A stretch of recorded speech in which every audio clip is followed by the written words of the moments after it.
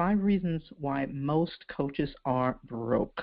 Know these strategies and you will be able to break the cycle. Now, before I get into the training here, I wanted to make sure that I said a little bit about um, the word broke, okay? Because as I was working on content for this webinar, I've just felt the need to clarify or say a little bit about the title. I wanted to, really catch your attention and, because I don't know, I just wanted to catch your attention. And so I used the word broke, and I could have used another word like struggling or challenged or something like that, but that seemed to be a little bit too mild for me. So I wanted, and, like I said, maybe I should have used another word. However, let me just say this about broke. The word, I'm sure, brings up a negative, negativity and a negative connotation. But the broke is a state of mind. And I'm not suggesting that anyone that's on this presentation, on this call, on this webinar is broke, okay? You may be lacking in some available resources or struggling in your business due to some, skill set or what have you. Or maybe you just hit a threshold and you can't seem to cross over or move beyond a certain level in your business. But you are not broke, okay? You're not broke. So we're going to take that out of our vocabulary, but for the sake of this presentation and for the sake of catching your attention, we'll just, let that go for now, but you're not broke, okay? Now that I've got that out in the way, gotten that out of the way, I feel a little bit better about that. Okay, so let me just do a little bit of housekeeping. Sorry about that. I want you to take notes, write down your questions, and, make sure that, you're not being distracted, your phone is not ringing or, anything like that. Make sure you take down some of these notes. And if anything resonates with you or you think it, may help someone else in some way, then share the information with your friends or someone you think that will benefit from this training, okay? I'll be sharing an offer, of course, at the that I'm really excited about at the end of the webinar. However, I just want you to take advantage of the value and the content that I'll be providing in this training. Now, so let's get started. Okay, so welcome to the webinar, and I'm glad that you're here. Let me go ahead and start by introducing myself to some of you who may have no idea who I am, or may have never heard of me, or what have you. My name is Aldrima Harper, and I'm known as Coach Dreama. I've been a professional organizer for probably about 13 or 14 years, but I transitioned my business to a coaching model because I love to teach and coach people as opposed to coming in and doing it for them. And as I did in my organizing business, I would do the work for them, but in my coaching practice, I empower people to do it themselves. And so now I just get to teach entrepreneurs like yourself how to leverage your time, how to leverage systems and resources in order to create, build, and grow amazing businesses. I'm also a wife of 17 years and a mentor to some amazing young ladies who come to me for guidance. Now, I do have to say this as well. It's been a challenging transition. However, it's been an amazing journey to transition from professional organizing to coaching, and I'm still on the journey, and so that's why we're here today, because what I wanted to share with you are the 5 mistakes that coaches make. And this is not just for coaches. This is for people who are in a service business, and, they may be challenged or struggling, in their service businesses as well. So this does apply to you as well. And these 5, mistakes are mistakes that coaches frequently make. And they're some of the same mistakes that I made early on in my business. These are mistakes that kept me from really profiting, and they will keep you from profiting as well. So learning about these mistakes, these common mistakes, will set you ahead of other coaches. and other entrepreneurs. But you won't just learn what to avoid, you'll also understand what actions you need to take as well. So I want to thank you for investing your time with me today. So make sure you, like I said, grab yourself your notepad, your pen, get comfortable. So within this 45 minutes to an hour, I'll make sure that I, provide as much value as possible. Okay? All right, so let's get started. Let's dive in. All right, so we're going to start with number one, okay? Mistake number one. Now, mistake number one, chasing clients instead of creating credibility. Chasing clients instead of creating credibility. There are two ways to chase clients incorrectly. Number one is chasing clients when nobody knows you. Okay? And number two is continuing to chase clients after you've landed the first couple of clients instead of focusing on turning the couple of clients that you've landed into raving fans and successful examples of what your coaching skills are, or whatever your business is, your skill sets that you brought to them that provided them value, how it empowered them, how it moved them to the next level in terms of where they were trying to go. Okay? First, people have to want to be coached. Okay? They have to want to be coached. I remember hearing this in a movie some years ago. Somebody said, you can't save somebody that doesn't want to be saved. Well, the same thing applies here. Okay? You can't coach somebody that doesn't want to be coached. So, your number one, as I said before, you're chasing clients instead of creating credibility. So when you create credibility, you are doing the things that you need to do in order to attract the type of people that want to be coached to you, right? Okay, because that's what you want. You want people that want to be coached, okay? So,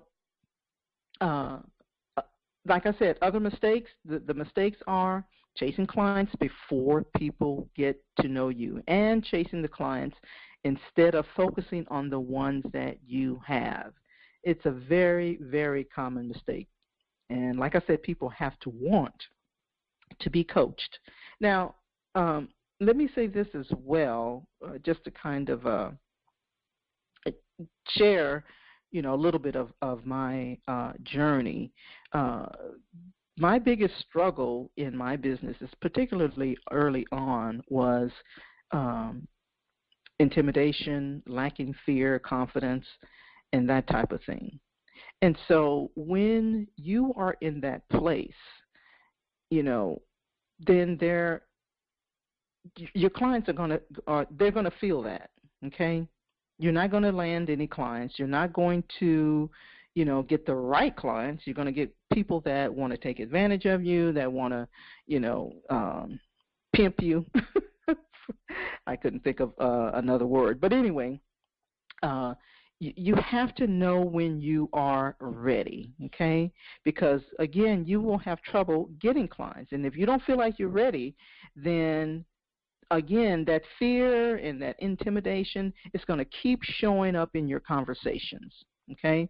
So you definitely want to make sure that you are in a place of confidence, in a place where you are sure that what you have in your business, your coaching, your service business, or whatever it is, that you can provide what they need. You have to be in that place in order to get the type of clients that you want. Now, and as I was saying that a few minutes ago, as I started to say, I kept feeling that intimidation and that fear. It was showing up in my conversations, and so some of the things that I did was I would overcompensate in other areas, okay? And what I mean by that is in a discovery session with a potential client or prospect, I was on a call for 2.5 hours one time trying to convince someone that they needed my coaching, right? 2.5 hours. And guess what? They never did sign up for anything. Because first of all, I gave them way too much information. Secondly, I didn't charge them. Thirdly, they didn't want to be coached. And fourth, because I had given them so much, they didn't see any value. It's like, why would I continue? You've given me everything that I needed. And so I missed out on a lot of numerous opportunities, and I left money on the table. And I did that because I was not in a place of confidence. I was not in a place where I felt like, I was capable. So I felt like I just had to prove to them that I was capable of doing the job. So, wow, don't do that, okay? All right. So let me move on a little bit. Let's run down a quick internal checklist so that you know when you're ready to coach. Now, we're still talking about, chasing clients instead of credibility, okay? What I was doing in that scenario, I was chasing the client, okay, instead of chasing my credibility. Now,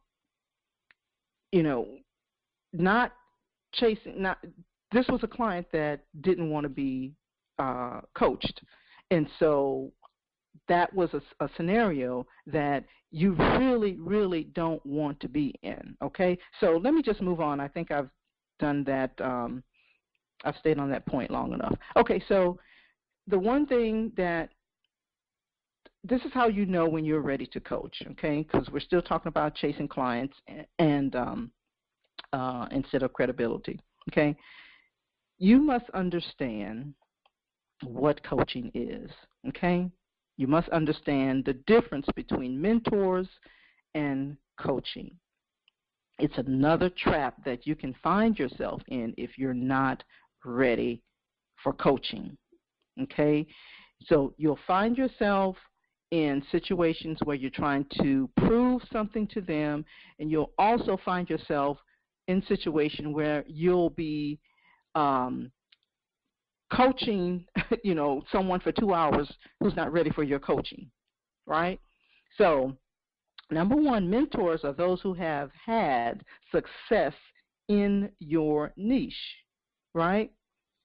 It's a common misconception, that, between, or should I say, knowing the distinction between the mentors and the coaches is very common, and it's a common misconception that coaches, have had to walk the walk and become the masters in the exact niche that the clients want to master, okay? That is not true. That is the difference between a mentor and a coach, okay?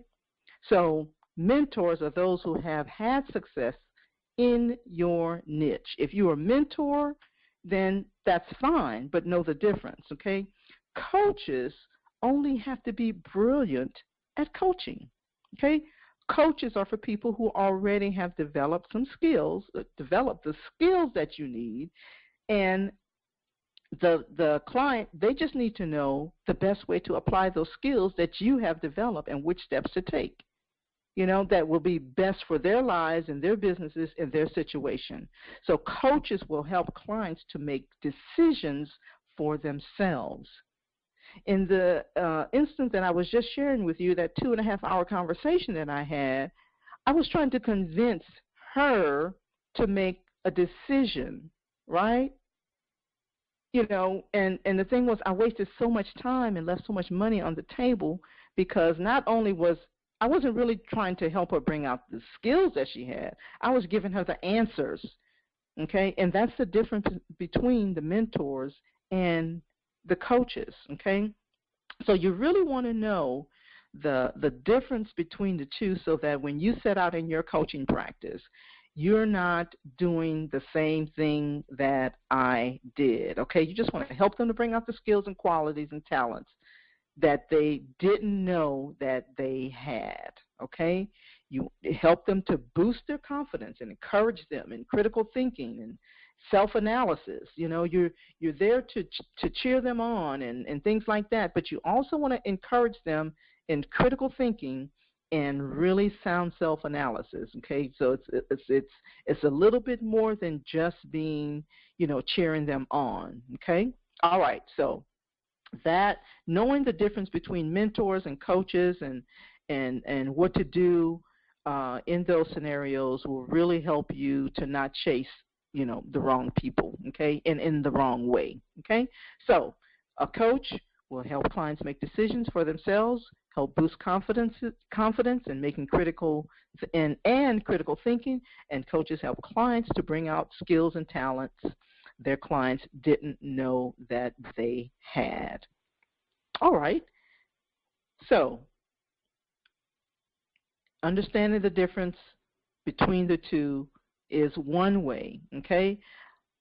Another way, because what we're doing is I'm giving you the solutions to stop chasing clients. All right? So, proof. You need proof that you're the perfect coach for your ideal client, right? Once you thoroughly understand the coaching model, which we just talked a little bit about, and you've gained, a little bit of knowledge in terms of what that looks like, okay, you'll need to just have something that will give you some credibility, okay? Now, you can do that by writing a book, okay? By writing a book. And nowadays, it's become not only acceptable, to self-publish digitally, but it's almost expected, really. So write a book, a signature book, and it doesn't have to be long, a dissertation or anything like that, but just something that that proves to your client that that you know what you're talking about, okay? In the 2.5 conversation, what I should have done in that scenario was pointed her to a place where she could just purchase my book, and then she would have, and she could have, made the decision whether or not to sign up or not, or, read the book or not, or purchase the book or not. But that would have cut down on that 2.5 conversation and, and time, really. So write a book, okay? Publish your signature book. Do it via Amazon, Kindle. Kindle publishing, like I said, is accepted and expected, really, like I said, in the business world. So this demonstrates what you have to offer to your reader, okay? All right. And just a little bit more about the book. It should include your coaching philosophy, your coaching and communication style, maybe some stories that prove and illustrate what you are talking about, everything that you're most passionate about, because people want to know, like, and trust you, okay? One of the mistakes that I even made in hiring a coach, this was years and years ago when, before I was still in my organizing business, and I actually hired a coach, and we didn't have the same philosophy, and I didn't realize that until we were already engaged in a coaching relationship, and so there's some things that should have taken place prior to that deeper level of coaching that, I should have done, research or whatever, perhaps they should have had a book, and then, I would have been able to read their book or something. So, but anyway, your book should include your coaching philosophy, your coaching and communication style, stories that prove and illustrate what you're talking about, and everything that you are most passionate about, and what things that are related to your client's interests, okay? Make it a self-help workbook, for those who can't afford your coaching at this time, okay? So these are ways that you can show proof that you know what you're doing and what you're talking about, and it's a lower investment, for them to get to know you and to get to even like you. If they agree with what you're saying or it resonates with them, then they're more likely to engage with you on a deeper level. Okay, let's move on. Social visibility is another thing that is crucial to, people being able to, I guess, for lack of better terms, they can engage with you from a distance, but they can start to, the process of knowing, liking, and trusting you, okay? So your job as a coach is to gain some social visibility, okay? Now, you don't need to make social networking into a career, okay? That's not what I'm talking about, but visibility is definitely a plus as long as you make it solid and consistent, okay? If you're a business coach, then you'll want a page on Facebook. You'll want a page on LinkedIn. If you're a marketing coach and you've written a book, or you definitely want to be on Facebook. That's a good strategy. Creating a Facebook page for your books and or your coaching. Okay, and like I said, should be consistent. Consistency meaning you're maintaining a professional demeanor and professional branding at all times in all of your online platforms, okay? Your websites, your email list, your social profiles, okay? In particular, you need to make sure that you respond to follow-ups, okay? Respond to follow-ups and your readers, okay? If you promise to send an email on the 16th, then do that, okay? Do that. If someone comments on your post, thank them. If someone asks a question, answer it. If someone retweets your tweet or something, give them a shout out or, a thank you. Thank people for commenting on your posts, okay? Send emails regularly. I mean, that is, because you want to stay in front of your prospects, okay? Especially if they have signed up for your email list, you definitely want to stay in front of them on a regular basis. A weekly, email is fine. If you do anything any less frequent than that, they're going to forget about you. So I would suggest at least on a weekly basis. Okay. So let's move on to the next one. I've already covered be consistent to your visitors, subscribers, social media fans, book fans, peers, contractors, etc. So let's just recap mistake number one: chasing clients instead of creating credibility. I think I said chasing credibility. I did not mean chasing credibility, because that's what I did with the 2.5-hour conversation. Chasing clients instead of creating credibility. Make sure you understand clearly what coaching is and what coaching isn't. You'll also want to make sure that you prove to your clients that you're their perfect choice. And you do that with social visibility, which should be consistent and solid with your social media presence, okay? All right, let's move on to number 2. So a number 2 mistake is only offering one-on-one coaching. There's a lot that I could say about that, because this not only applies to your one-on-one coaching, but if you're in a service business, you're in a service, whether you're a contractor or professional organizer like I was, then you will, if you don't if you don't do something about that one-on-one, and let me just say it this way, okay. First of all, you might be saying to yourself, isn't this cost-effective or worth my time? Any coach, anyone in the service industry will tell you that one-on-one with a client, whether it's coaching, whether it's services, organizing, it can be emotionally draining, it can be demanding, it can be physically challenging, okay? Because what you're doing is you're spreading yourself thin. Now, I'm not suggesting that you don't have one-on-one coaching. What I am saying is when you're offering only one-on-one coaching, it will and can lead you to be, you know, not even loving your business anymore, not even loving your coaching anymore, because it will be emotionally draining and demanding. You're spreading yourself too thin, and then many clients aren't even ready for that type of relationship, right? They may not be ready to engage with you on a one-on-one basis. It might be because they're intense. They may not have the cash.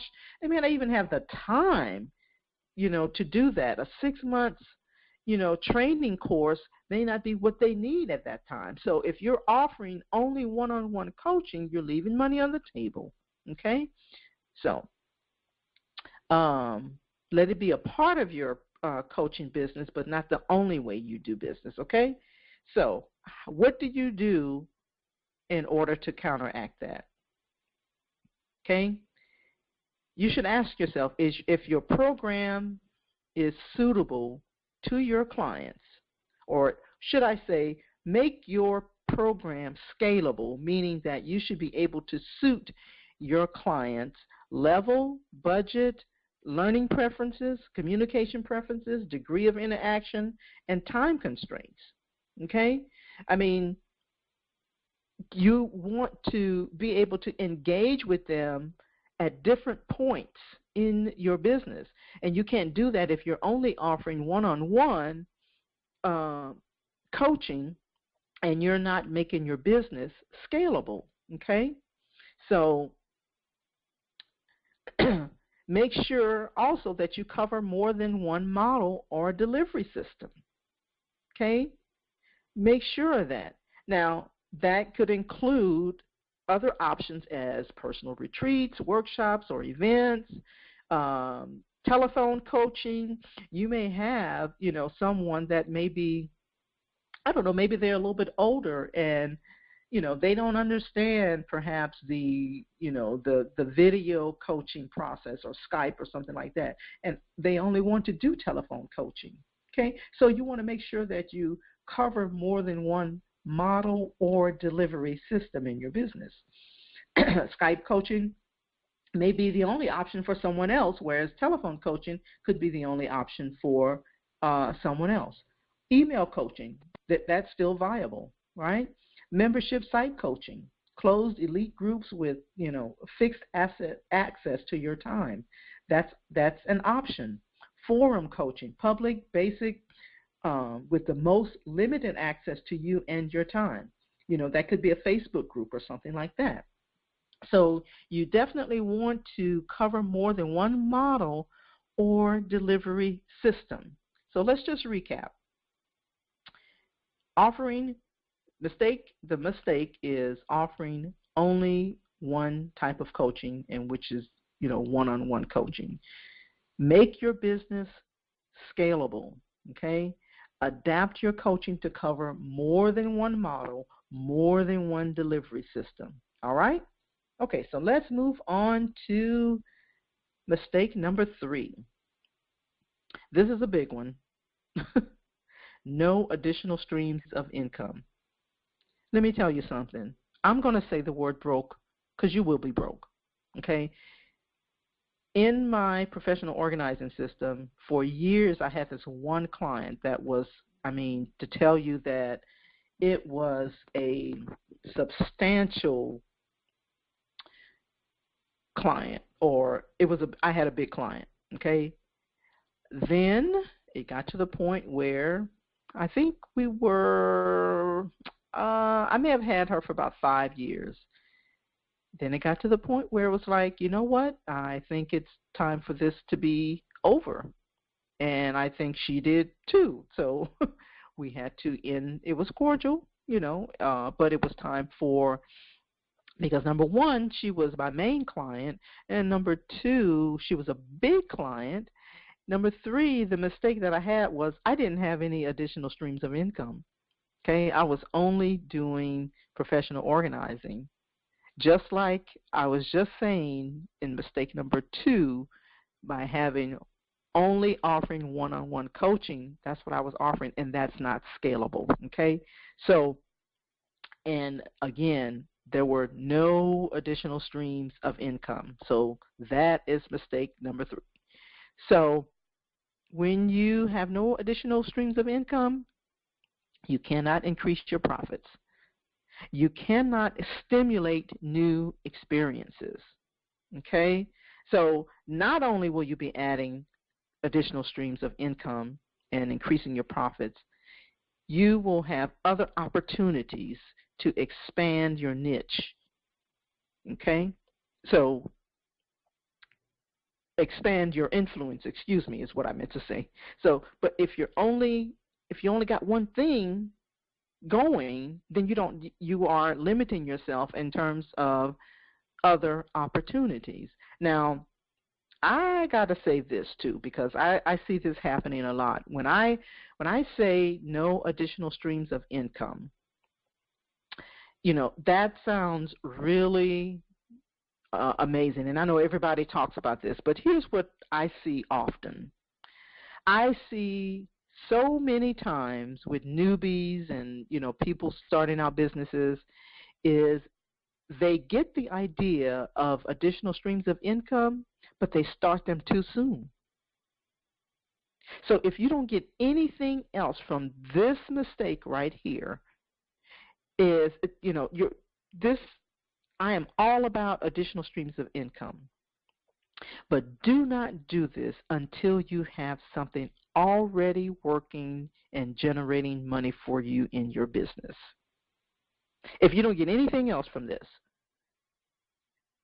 get that, because it will be your downfall, and you will end up being broke or struggling or challenged or whatever you want to call it, because people get caught up.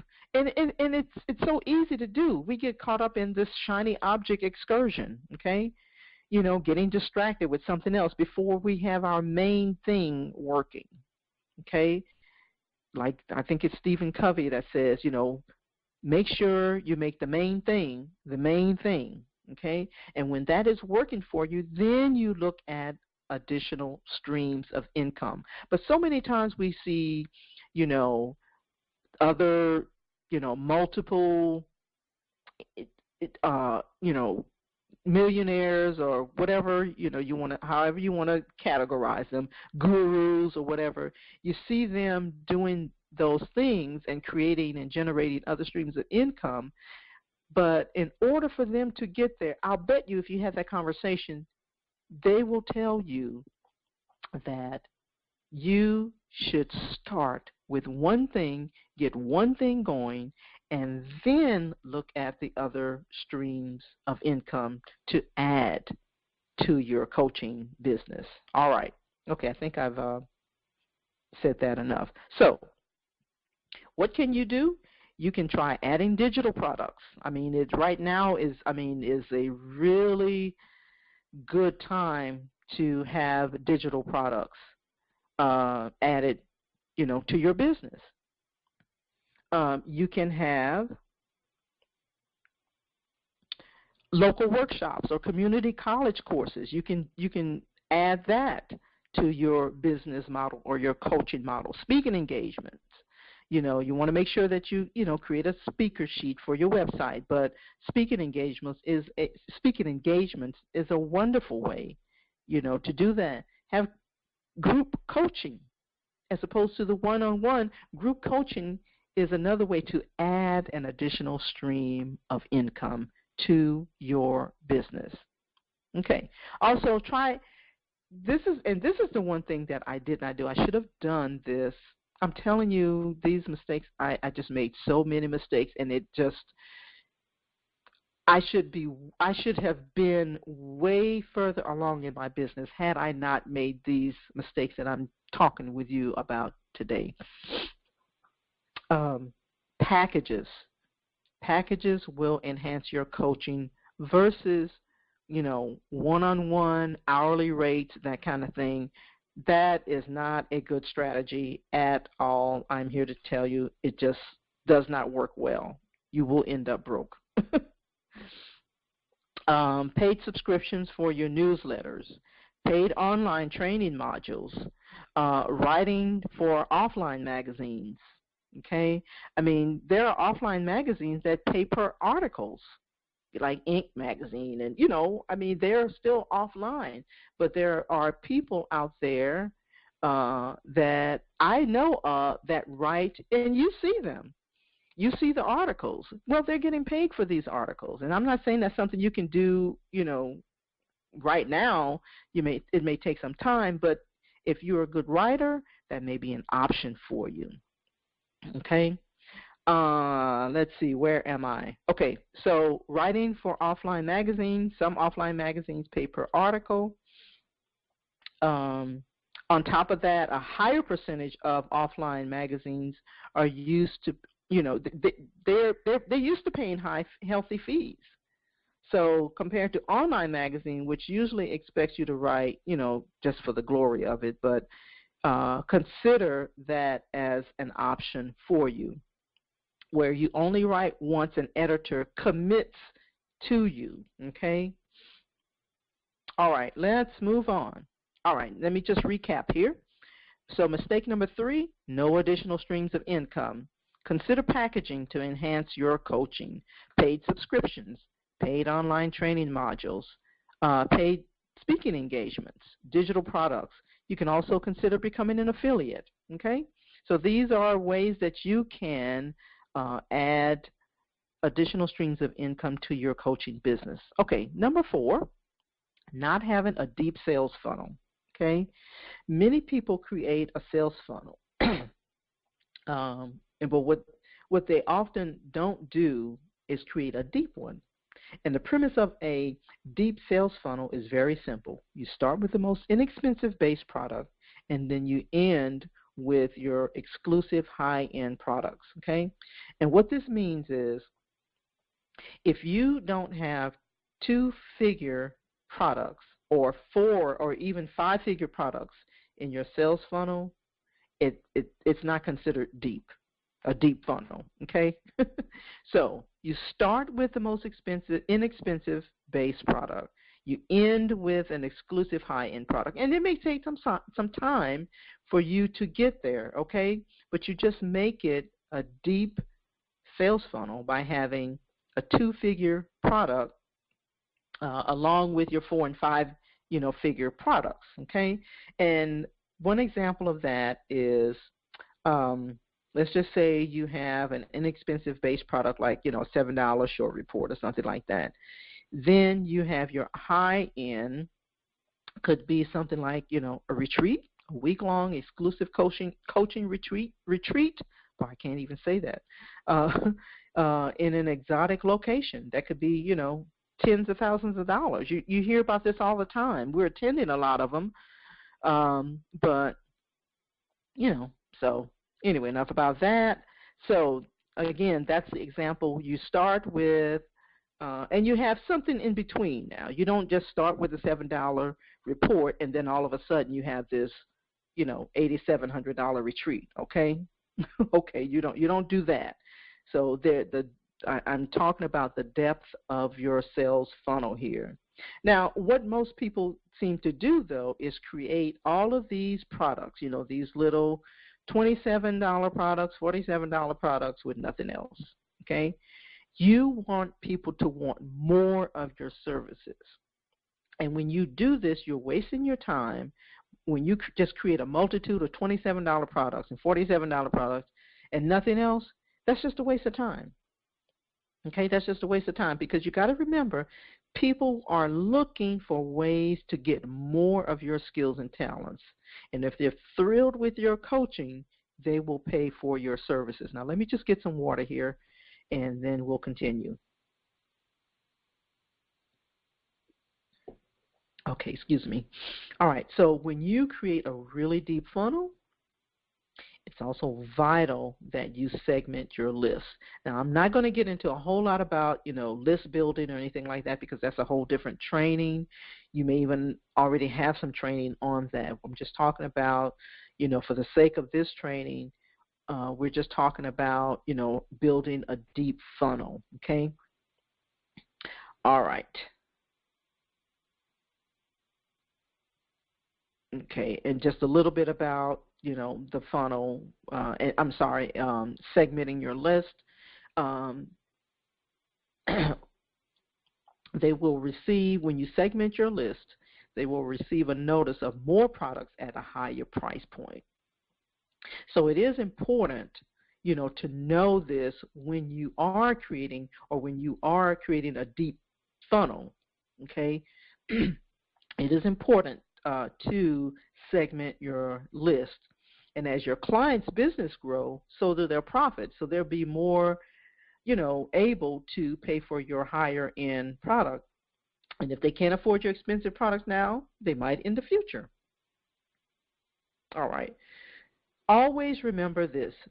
The key to creating the right mix of products for your sales funnel lies in knowing your ideal purchaser, follower, client, and being able to anticipate what he or she is going to want next. Okay? Also, let me just say this as well. Focus on knowing your customer first. Pricing will naturally flow. Know this. Coaching is typically short term. These are some things that you really must remember.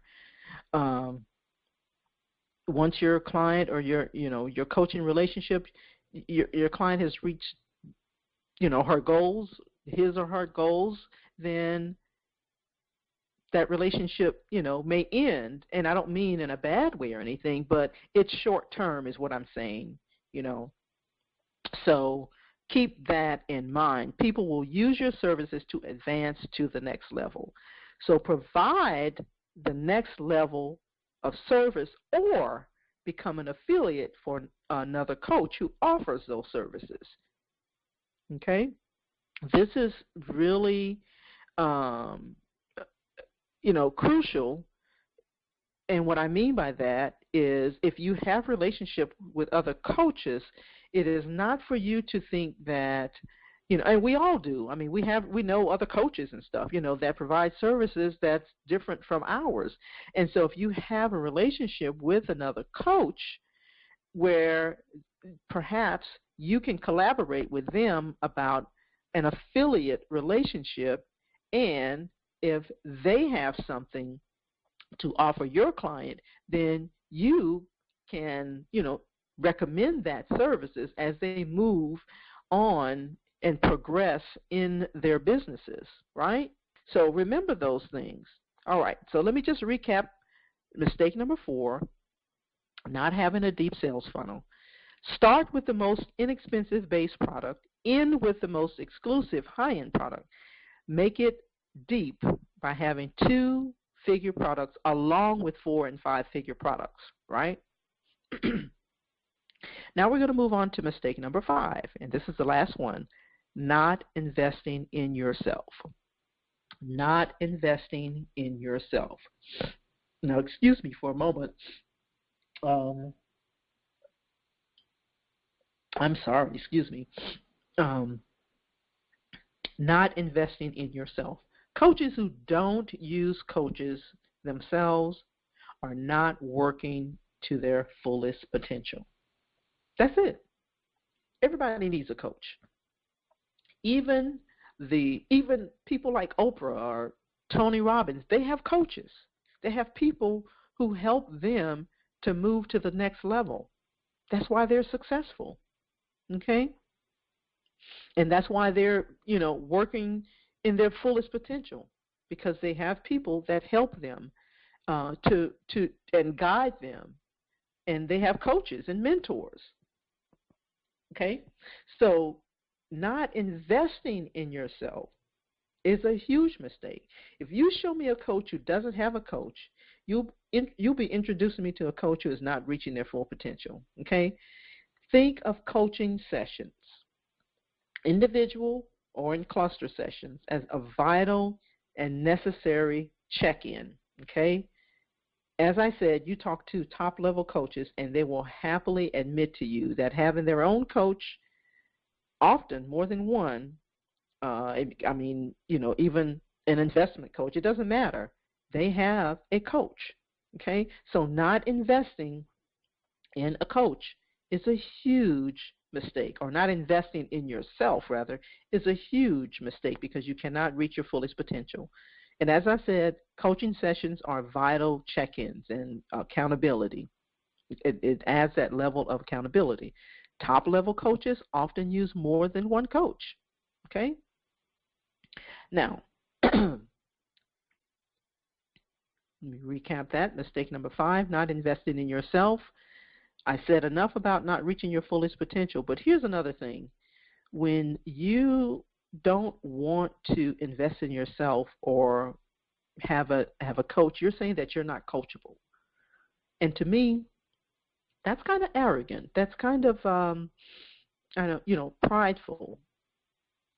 When you say you're not coachable, you're saying that, well, I know everything. In so many words, that's what you're saying. And so a lot of people that, coaches, the mistakes that coaches make is they don't invest in themselves, which means to me that they're not coachable. And here's another thing I believe. I totally believe that when you say that you're not coachable, or when you say you don't want to invest in yourself, or you don't want to reach your fullest potential, what happens is you begin to attract those same types of people. Okay? The same type of people that you are, you draw. The same type of person you are, that's what you draw. And so you want to attract people that want to invest in you, so you want to invest in yourself. And let me say that a different way, because I think I may have not been clear. You want to attract people who's willing to invest in themselves, right? And because you are an example of a person that invests in yourself. And so you're more likely to have the type of client that you want, because you're showing the same thing to them that you want. Okay? I hope that made sense. But anyway, all right. So, in conclusion, I really hope that this has, resonated with you. I hope that, this helps you to avoid these typical mistakes that a lot of coaches make. Okay, I know that we've covered quite a bit of ground. This is not an exclusive list by any means, but it is a list of the most typical mistakes that a lot of coaches make, a lot of entrepreneurs make. But successful coaching is really more than just avoiding making mistakes, okay? It's about doing something and taking action on it, okay? That's when the transformation begins.